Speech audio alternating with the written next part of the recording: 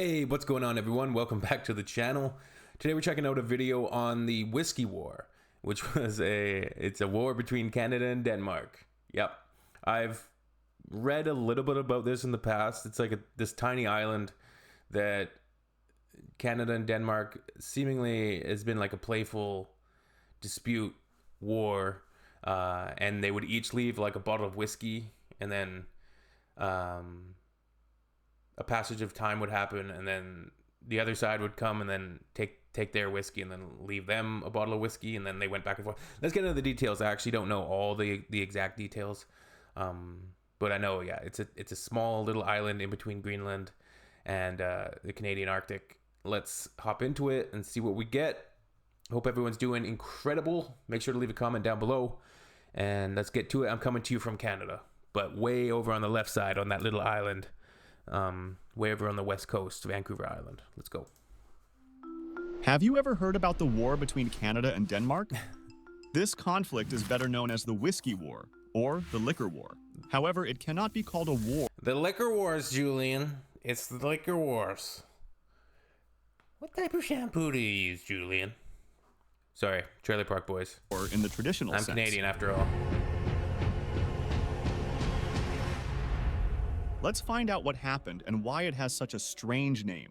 The reason for this conflict was this tiny piece of land called Hans Island. Hans It's Island? 1290 meters long and 1199 meters wide. This uninhabited island looks more like a rock. So it's tiny. But it created a whole history of the world-famous conflict between Canada and Denmark that lasted almost 50 years. 73 to 22, eh? The first question that might come up is, what do these two countries, about 4,000 kilometers apart, have in common with this island? First, let's have a look at Greenland. Greenland is the largest island in the world, mostly covered by glaciers. Obviously, Greenland's been talked about quite a bit in the news lately with President Trump's threats. With the extreme Arctic climate. In 1953, Greenland was redefined as a district of the Kingdom of Denmark, which resulted in the creation of a common border with Canada. And as it turned out, the border passed in the middle of Hans Island. The island is exactly 18 kilometers away from both Canada and Denmark, allowing both countries to claim the land under international law. So I'm interested to see what the resolution is. If I was Canada, I would just give it to Denmark. Be like, hey, give me 2 bottles of whiskey, and you can have the island. Deal? 1973 is considered to be the year of the beginning of the Whisky War. Canada and Denmark signed a treaty to demarcate the maritime border between Ellesmere Island and Greenland. The treaty deliberately left the border at Hans Island undefined, as both states claimed Hans Island as part of their territory. In 1984, something interesting happened. The Danish minister for Greenland, Tom Høyem, arrived on the island, planted the national flag, and left a bottle of schnapps along with a message something similar to, "Welcome to the Danish island." How do you think Canada reacted? Declared war and sent troops? Well, Canadian soldiers visited the island, removed the Denmark flag, planted a Canadian flag, and left a bottle of Canadian whiskey along with a note. "Welcome to Canada." This practice of leaving bottles of liquor next to the flags continued for several decades, with both countries periodically exchanging the bottles and flags as part of a light-hearted tradition. Canadian whiskey or Danish schnapps became the symbol of a whiskey war over the island.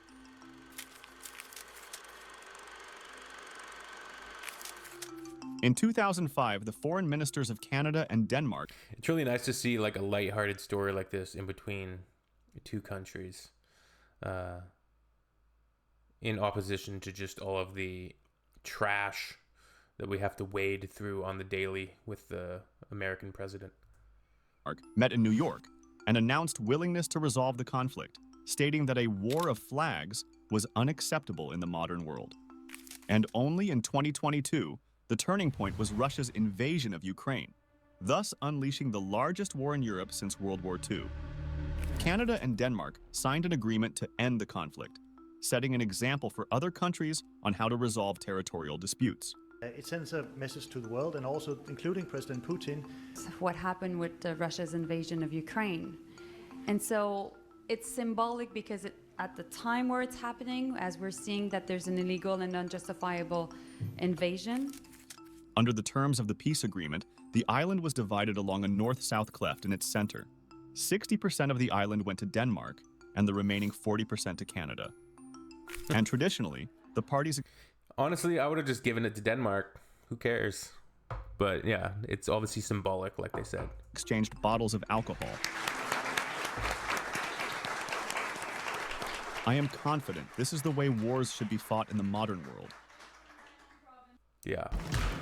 It's pretty hard to compare, you know, a tiny island to what's happening in Ukraine. Like, there isn't really any comparison to be made there. But really cute little story. I like it. Some lightheartedness for once. It's good stuff to see. Hey, that's my new single, Best Kept Secret, featuring Hoodie Evers. Popped right up. I'm also a rapper, music producer. You guys can check that out if you wish. Why don't we play it? It would be funny if I got copyright striked on my own video.